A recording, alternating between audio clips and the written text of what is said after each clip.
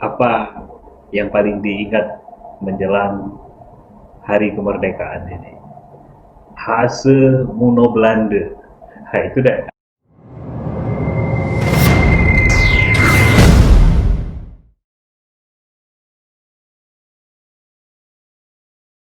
Marga Serumpun Berkuang yang saya hormati dan saya cintai. Assalamualaikum warahmatullahi wabarakatuh. 17 Agustus adalah hari yang sangat sakral, tanggal yang bersejarah bagi seluruh rakyat Indonesia, tak terkecuali bagi Marga Serumpun Muara Kuang. Karena tanggal 17 Agustus 1945, proklamator kita mendeklarasikan kemerdekaan untuk Negara Kesatuan Republik Indonesia. Merdeka! Proklamasi kami. Apa makna kemerdekaan bagi Marga Serumpun Berkuang?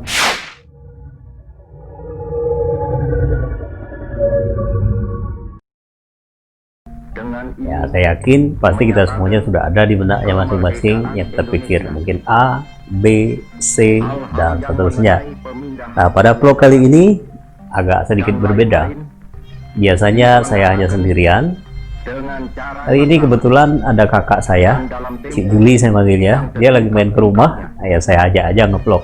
Nah, kalau Cik Juli apa kira-kira yang paling diingat di momen perayaan 17-an kayak gini? 45 atas nama bangsa Indonesia, Soekarno-Hatta. Assalamualaikum.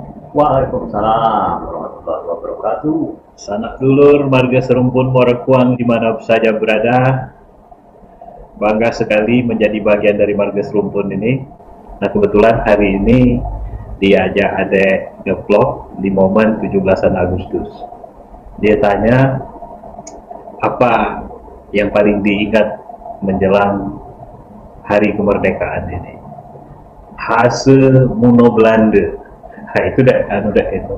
Kalimat itulah yang aku ingat setiap bulan Agustus atau menjelang Agustusan ini. Hase Muno Belanda. Hase Muno Belanda. Sadis.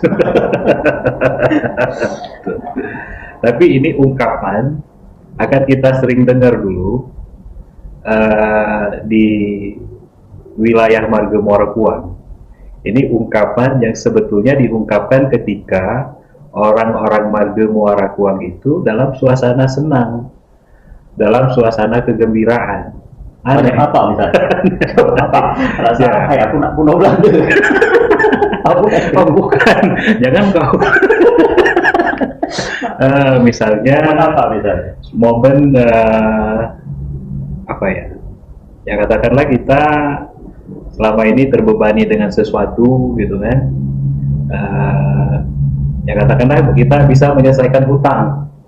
Ya, tuh. Kita selama ini punya hutang misalnya kan. Terus kita bisa bayar dan lunasi. Terus kita cerita ke orang tua kita, waduh mak senang betul aku hari ini. Rasa sudah membunuh Belanda aku. Hasil Muno Belanda aku sahini. Nah, itu kan ungkapan kesenangan. Kenapa? Ya kita hilang beban, hutang sudah lunas. Nah, ungkapan Puas, itu ya? puas, kepuasan itu diucapkan dengan kata-kata Hase Muno Belanda. Sebagai ungkapan kepuasan. Ungkapan kepuasan, ungkapan kegembiraan, ungkapan yang diungkapkan dalam suasana senang. Ya. Hase Muno Belanda. Hase Muno Belanda. Ya pasti Marga Serumpun pasti ingat dengan kata-kata ini. Nah, ini kata-kata yang penuh makna, yang membangkitkan rasa patriotisme kita, yang memunculkan daya juang buat kita, khususnya Marga Serumpun. Ini menunjukkan bahwa Marga Serumpun itu punya kontribusi, punya peran dalam Indonesia merebut kemerdekaan khususnya dari Belanda. Mungkin pada saat kita belajar sejarah di sekolah, mulai dari SD, SMP, SMA, sampai kita kuliah, ya kita mungkin di dalam buku sejarah itu tidak akan menemukan nama misalnya Abdul Qohar, nama misalnya Muhammad Kurni, Atau daerah misalnya kalau di buku sejarah itu ada Rengas Dengklok gitu kan, kemudian lagi Kerawang Bekasi. Nah, nggak akan kita temukan daerah misalnya Lebak Kapal, kemudian lagi Guhung Lumbing. Nah, itu daerah-daerah sebetulnya punya sejarah masa perjuangan kemerdekaan penjajahan Belanda dulu. Abdul Qahar, Muhammad Purni itu siapa itu sebenarnya? Itu kalau kita manggilnya Waija kalau Abdul Qahar itu. Jadi gini, kalau di Muara Kuang itu dulu kan Muara Kuang itu kan jadi base campnya tentara Belanda. Mungkin itu tahun 45 sampai dengan tahun 49. Nah, dulu masa Belanda berkuasa di daerah Muara Kuang itu, ya banyak masyarakat sipil ini yang melakukan perlawanan. Ada memang perlawanan dari tentara, TKR dulu kan, Keamanan rakyat, ya. tentara keamanan rakyat. Kemudian lagi ya sipil masyarakat sipil, penduduk Muara Kuang, penduduk Tanabang, penduduk Sri Kembang, penduduk Ulak Segara, ya desa-desa serumpun marga itu berjuang semua. Ada tokoh-tokoh yang ya kita nggak tahu gitu kan. Kalau di Muara Kuang sendiri itu ada Abdul Qahar itu pada saat terjadi peperangan. Nah, itu beliau itu tertembak di bagian pantat. Ya alhamdulillah kan beliau selamat. Jadi terkenal dulu itu Waija. Kalau kita manggil di Muara Kuang itu Waija. Nah, itu tercatat sebagai veteran, dan dulu setiap semasa hidupnya itu beliau dapat santunan dari pemerintah sebagai veteran. Kalau veteran itu ada macam-macam. Ada yang sipil tercatat sebagai pejuang, ada yang memang tercatat sebagai TKR, ada yang tentara yang ikut berperang di Papua setelah 47 ke atas gitu kan. Tapi orang-orang yang kita sebutkan ini tadi Pejuang 45 lah ya. itu pejuang 45 tapi sipil, warga sipil gitu kan. Ada Ali Kuang gitu kan. Nah, ini kalau dulu Ali Kuang itu orang Muara Kuang katanya, tapi zaman penjajahan itu ya mungkin karena dikejar-kejar Belanda atau gimana, sehingga dia tidak menetap di Muara Kuang lagi. Nah,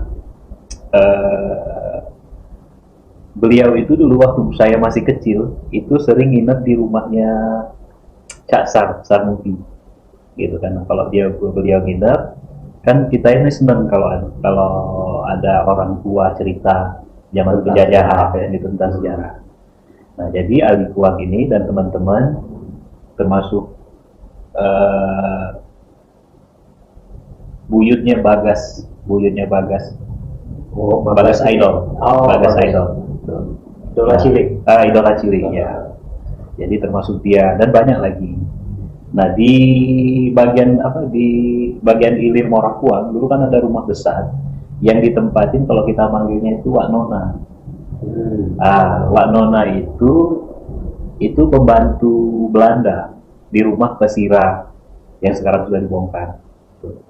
Nah, kalau cerita Ali Kuang ini, mereka ini cara berperangnya atau cara menyerang Belanda ini kan dengan gerilya, bukan perang berhadapan-hadapan karena mereka nggak punya senjata, bukan tentara.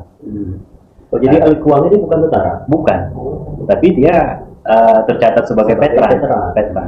Sipil, ya sipil. Jadi kalau dengar cerita dia itu melalui Wak Nona itu nanti dikasih jalan untuk nyuri makanan Belanda, nyuri senjata Belanda gitu kan. Iya, gitu.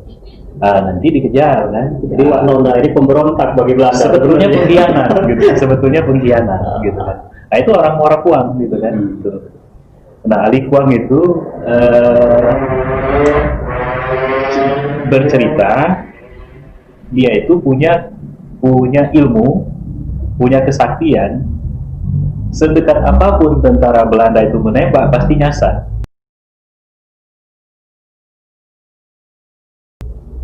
Targetnya nggak bakal dapat. Ilmu ya. Ya mungkin gitu kan. Kalau Belanda itu bersekutu dengan Inggris, bersekutu dengan tentara Eropa, Amerika gitu kan. Nah, kalau sipil-sipil kita ini bersekutu dengan setan. Iya, punya ilmu gaib gitu kan. Ya kalau ustadz sekarang udah nggak boleh gitu. Iya. Tapi mungkin karena perjuangan, Ya, nggak boleh. mungkin gitu kan. Dan kita nggak ngerti juga itu masalah agama, nggak pas kita ngomong. Terus lagi ada Muhammad Kurni. Nah ini Muhammad Kurni ini saudara ibu kita dari Beringin Dalam. Muhammad Kurni, kalau kita manggilnya itu Ahmad. Nah, Muhammad Kurni ini tercatat sebagai TKR. Oh, tentara. Tentara, gitu. Tercatat sebagai TKR. Ini ceritanya agak lucu, gitu kan. Jadi kalau cerita umat kita dari cerita kakek kita, jadi Muhammad ini masih kecilnya, itu kan di kebun terus, paling ngaji, gitu kan dengan guru ngaji dan ayahnya sendiri, gitu kan. Ngaji. Nah, jadi suatu hari diajak oleh kakek kita, nenek kita. Kurni katanya, kamu mau ikut kalangan nggak? Waduh mak katanya, kalau kalangan aku takut, ramai orang katanya. Mau diajak ke pasar, takut karena rame, tempat keramaian banyak orang, takut dia. Ya namanya tinggal di kebun. Tapi tahun 1945 itu kan sebetulnya kan kita sudah memproklamirkan kemerdekaan kan. Soekarno-Hatta udah deklarasi, tapi Jepang kalah, sekutu balik lagi kan. Nah itu ada informasi bahwa katanya Belanda mau nyerang Indonesia lagi, jadi siapa yang mau jadi tentara silahkan mendaftar. Nah Muhammad Kurni ini mendaftar gitu kan. Muhammad Kurni ini daftar. Nah pas ketemu ngomong sama ibunya kalau mau daftar jadi tentara, ibunya itu sedih. Nak katanya, kau masih kecil dulu, kau ajak kalangan aja kau nggak mau, takut katanya sama orang. Perang itu peluru katanya yang kau hadapin itu. Kau akan menghadapi senjata Belanda gitu, itu perang, bukan orang aja katanya. Ya tapi mungkin ya nggak apa-apa gitu kan. Ini mungkin satu kewajiban buat dia untuk membela wilayah dia gitu kan. Nah Muhammad Kurni ini tercatat tentara dari tahun 45 sampai dengan 49, jadi sekitar 4 tahun. Kalau dengar cerita dulu kan dia sering nginep di rumah itu kan cerita perang. Komandannya itu Riyakudu, bapaknya dia Mizat Riyakudu. Kemudian lagi komandan perangnya itu Alam Shah Ratu Perwira Negara, mantan Menko Kesra zamannya Soeharto gitu kan. Nah itu pejuang buat kita untuk wilayah Muara Kuang, tapi kita nggak bakal temu nama Muhammad Kurni di buku sejarah nasional kita. Ya mungkin kalau di catatan militer atau ABRI Indonesia pasti ada. Karena dulu setiap bulan dia kan sering mampir ke rumah dari Kayu Agung ambil pensiun sebagai TKR. Nah itu Dedi di daerah Kuang Dalam itu kan ada tempat dataran rendah, rawa-rawa atau lebak lah, lebak kalau di Merkuang kan lebak. Itu sampai sekarang ini namanya itu disebutnya Lebak Kapal. Ini daerah tempat di mana jatuhnya pesawat tempur Belanda. Namanya Lebak Kapal kan. Kalau di Merkuang kita dulu kan pesawat itu kan kapal terbang gitu kan. Kapal terbang. Oh iya, pesawat disebutnya kapal kan. Kapal. Nah di situ kapal terbang Belanda itu jatuh di daerah Kuang Dalam itu. Makanya daerah itu sampai sekarang ini namanya daerah Lebak Kapal. Lebak itu sebutannya Lebak Kapal karena di situ pernah jatuh pesawat tempur dari Belanda. Nah, kemudian lagi di Ulak Segara. Di Ulak Segara itu dulu waktu kita masih di Muara Kuang, makan punya warung. Nah orang-orang dari Ulak Segara, dari Kuang Dalam itu kan banyak yang makan ke tempat kita. Kalau orang dari Ulak Segara itu nanya, enak nggak Bi pindang hari ini? Wah ini enak, ini lebih dari rusa Jepang. Rusa Jepang. Kenapa? Nah jadi di Ulak Segara itu ada nama, dipanggilnya itu Keriemanap. Keriemanap itu tokoh dari Ulak Segara. Kalau sekarang itu orang masih pada mau cari keris pusakanya Keriemanap. Mungkin kalau di Jawa itu mungkin senilai kayak keris Empu Gandring apa gitu kan. Nah, Krimanap ini yang terkenal itu pada zaman Jepang. Artinya sebelum 45 ini kan. Jepang kan 3 tahun 42 43 sampai 45.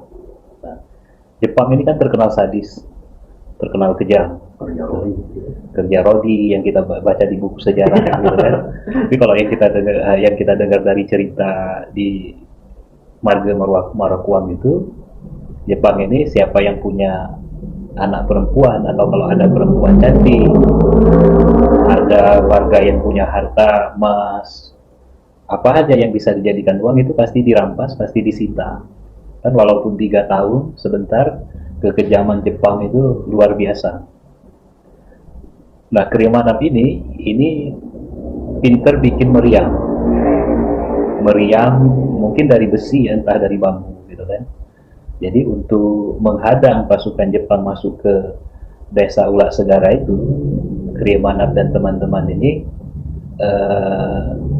menyiapkan atau Jepang ini akan diserang dengan meriam yang akan dia siapkan. Nah, makanya di daerah Guhung Lumbing, daerah kita Morakuang itu kan bisa menuju Ulak Segara. Itu Guhung Lumbing itu kan tinggi. Nah, di bawahnya ini kan jalan menuju Ulak Segara. Nah, Krimanap dan teman-teman ini sudah menyiapkan kalau misalnya Jepang mau datang, terus dia tembakkan meriamnya ke arah pasukan Jepang. Berhasil. Meriam itu isinya potongan paku, pecahan beli, ya mungkin ada mesiunya gitu kan. Kan dulu ada warga itu direkrut untuk jadi tentara Jepang, katanya mau dididik untuk persiapan kemerdekaan, tapi kan dihianati oleh Jepang. Jadi ilmunya mungkin dia ngambil dari situ. Nah, ini seram namanya. Kalau dengar cerita, Krimanap itu katanya dia mau menghitung berapa orang Jepang yang meninggal atau yang korban satu kali dia melakukan serangan. Jadi pasukan Jepang datang, itu dia tembak dengan meriam, kan mundur Jepangnya. Nah, ya, Jepang-Jepang yang meninggal, yang mati ini, nanti itu telinganya dipotong. Selama Krimanap ini Dipotong ya, dipotong gitu kan. Ada 10, hanya ada 20 potongan telinga. Ya, ada 20 potongan telinga tentara Jepang. Hari ini aku dapat 20 potongan telinga. Nanti kan perang itu nggak setiap hari gitu kan, ada masa-masa. Jadi kapan mau Jepang melakukan serangan, biasanya sipil-sipil ini sudah dapat informasi dari teman-teman yang lain gitu kan, bahwa akan ada serangan gitu kan. Nah, Krimanap dan teman-teman sudah siap. Nah, potongan-potongan telinga ini itu diawetkan, disalai, ditapel, ditapel kan jadi awet kan, kayak ikan tapel kering gitu kan.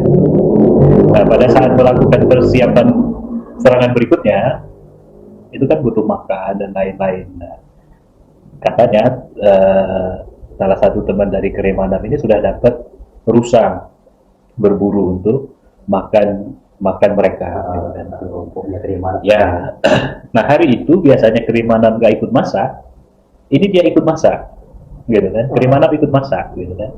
Nah, udah masakan itu udah matang, terus dimakan. Nah, setelah selesai makan ditanya sama si Krimanap, ya mungkin hai guys, gitu kan. Gimana masakan kita hari ini? Enak nggak? Gitu kan? Ditanya. Enak nggak ini masakan hari ini? Wah, enak, kata teman-temannya. Nah, itulah katanya rasa rusa Jepang. Iya, rusa Jepang. Jadi ternyata rusa yang dari temannya tadi itu, ya mungkin dimasukin lah potongan telinga Jepang tadi itu. Salainya telinga tadi itu dicampur rusa tadi dengan daging rusa yang hasil berburu tadi itu. Ya, ini mungkin ada yang cerita ke temannya di kampung gitu kan, dia cerita. Nah, jadi tersebarlah cerita itu. Makanya kalau di Ulak Segara itu tolak ukur enak tidaknya makanan, terutama makanan yang berkuah gitu kan, itu adalah rusa Jepang. Jadi kalau ditanya misalnya enak nggak pindangmu itu, wah ini lebih enak dari rusa Jepang, gitu kan dia. Jadi ceritanya begitu. Di Ulak Segara kita kenal Krimanap, itu tokoh ikut berjuang, ikut berperang, gitu kan, di daerah Ulak Segara. Jadi kalau Jepang ini yang terkenal di Ulak Segara tadi kan? Iya, Jepang. Itu apa namanya tadi? Priamana, Rusa Jepang. Rusa Jepang. Rusa Jepang. Belanda tadi. Hasil Muno Belanda orang Nah, ya. Hasil Muno Belanda. Rusa Jepang. Itu warisan bukan warisan, terwariskan oleh keadaan penjajahan Jepang dan Belanda gitu. Yang di wilayah Merkuang itu kan banyak, ada mulai dari daerah Lubuk Liat, itu katanya salah satu base camp Belanda juga di situ, daerah Lubuk Liat. Nanti sampai ke Lempadu, semua warga Muara Guang itu ikut terlibat ngusir Belanda dari wilayah marga Muara Guang ini. Ada satu yang ini kebiasaan yang terwariskan juga. Jadi kalau terwariskan itu kan nggak sengaja gitu ya. Terwariskan. Nah, ini yang terjadi pada desa Tanabang. Tanabang seberang Muara Guang. Kalau cerita dari Ali Kuang tadi, kalau orang-orang Muara Guang, kalau orang-orang dari daerah Ula Segara dan yang seberang sini, yang seberang sungai di sini, itu kalau dikejar sama Belanda itu akan lari ke desa Tanabang. Gitu. Akan lari ke desa Tanabang. Nah, kalau Tanabang itu kan kita kenal dulu ya, itu warganya kompak, rukun. Janganlah orang Tanabang itu berkhianat terhadap desa dia. Itu akan dikucilkan selamanya itu. Gitu. Budaya yang terwariskan. Budaya yang terwariskan gitu kan. Jadi kalau misalnya Ali Kuang, Husain, buyutnya Bagas tadi, Bagas itu. Gitu kan. Nah, kalau itu dalam penjaran Belanda, maka nanti dia larinya ke Tanabang. Nah, di Tanabang ini udah ada, ya mungkin jaringan atau sudah ada kesepakatan sebelumnya gitu kan, untuk menyelamatkan orang-orang yang lari dari kejaran-kejaran Belanda tadi, gitu.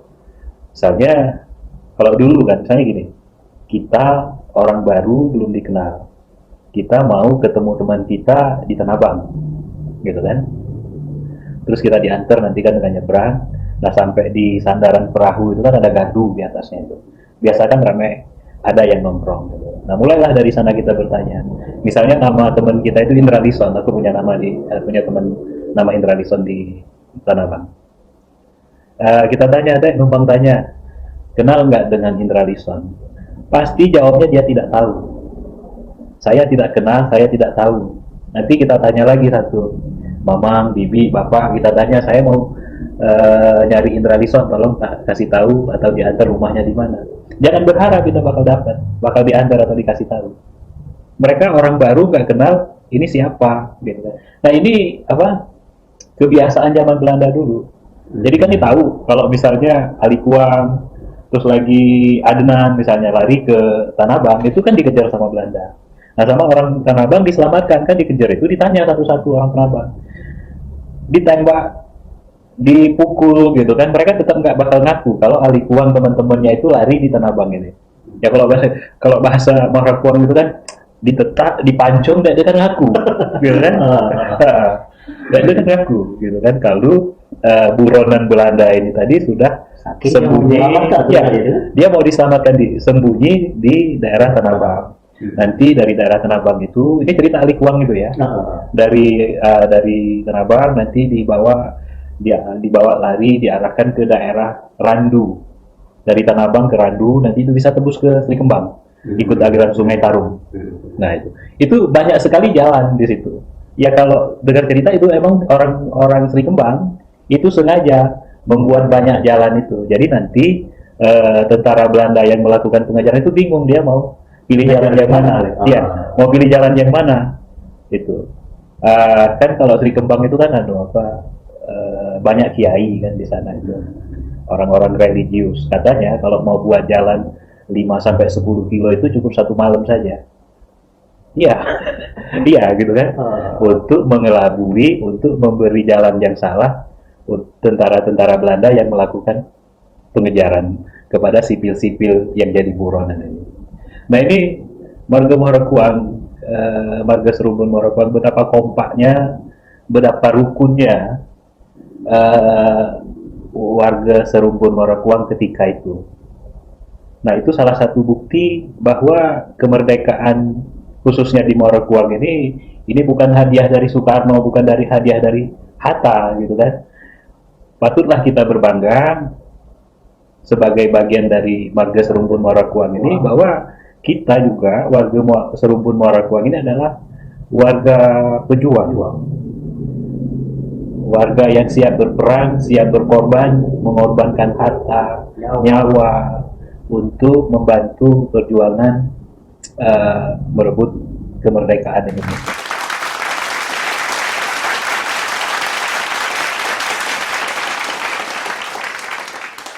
Ya mungkin itulah yang Ki Juli ingat gitu kan, yang Ki Juli tahu gitu kan. Kalau tanya apa yang paling berkesan di hari kemerdekaan ini, ya Ki Juli itu selalu ingat cerita-cerita orang-orang dulu tentang bagaimana mereka ikut berjuang, bagaimana mereka berkorban, bagaimana mereka bersemangat untuk lepas dari cengkraman penjajahan itu. Ya, itu baik.